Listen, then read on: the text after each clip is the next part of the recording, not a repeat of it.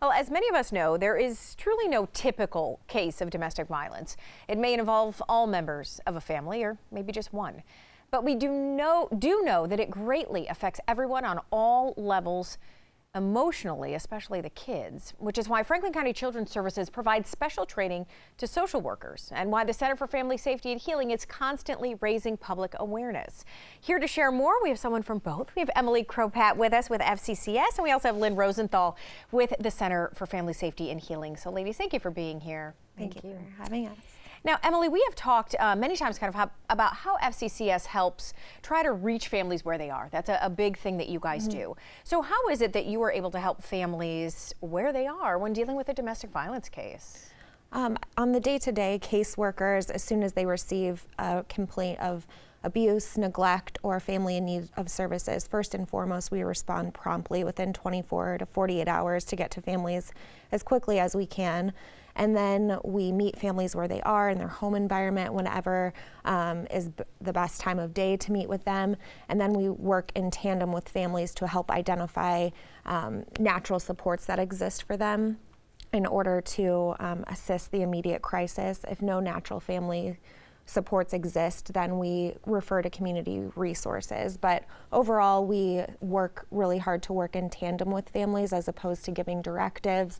And families are the experts in their situations, so we want to learn from them as well. Exactly, and we know when we mention children, especially when they are involved in this, that specialized training really comes into play. So, you know, talk about what your workers go through in order to be able to, to do that. Yes, so we complete a training. It's a 4-day intensive all-day training. It's called Safe and Together.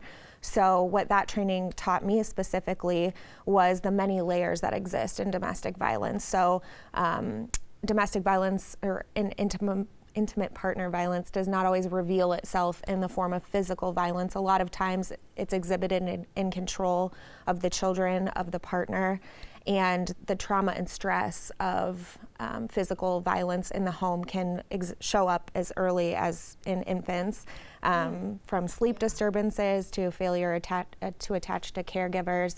So again, we look for natural supports for families, and first and foremost, we establish a plan of safety and work to focus on the perpetrator's behaviors as opposed to viewing it as a family problem. Okay, yeah, we talk a lot about the campaigns that you do, Lynn, to raise awareness. Yes. And one of those, I know there's one called Choose Your Partner Carefully. What is that, and how can the public kind of help with these? Because that is the ultimate goal, right? To get everybody kind of understanding how to help. That's a great question. So one thing to note is that there is an overlap of more than 50% of situations that involve both child abuse and domestic violence. So it's important to know that, and we work closely with Franklin County Children's Services on those situations.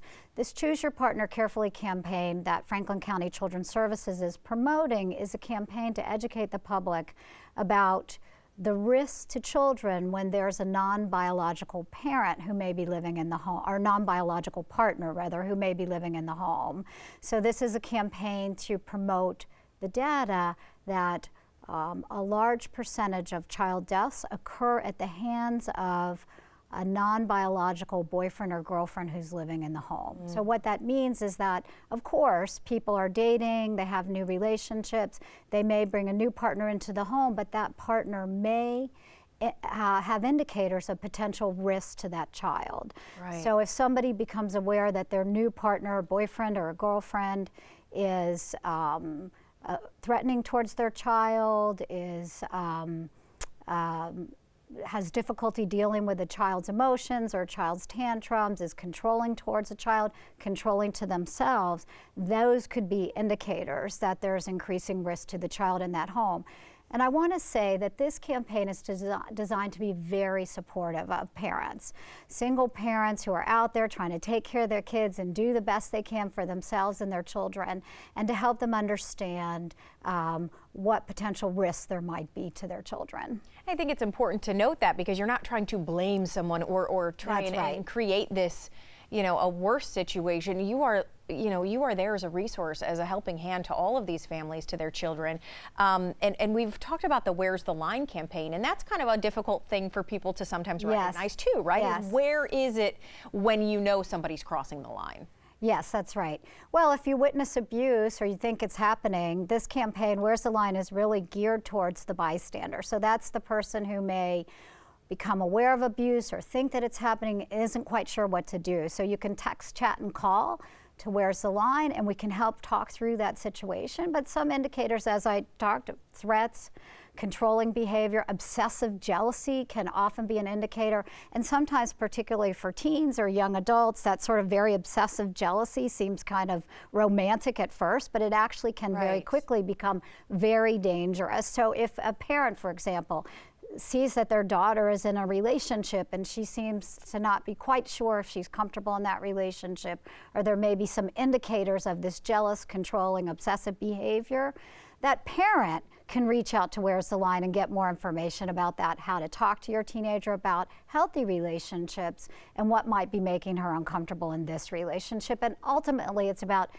people getting help, getting connected to services, and being able to make good decisions. And I think that is important to note too, that there is somebody available 24/7 through agencies, through resources. That's right. We had the information up for Where's the Line. Obviously, Franklin County Children's Services, obviously an incredible place to go for resources. So ladies, thank you so much for sharing with us. Thank you. Thank you.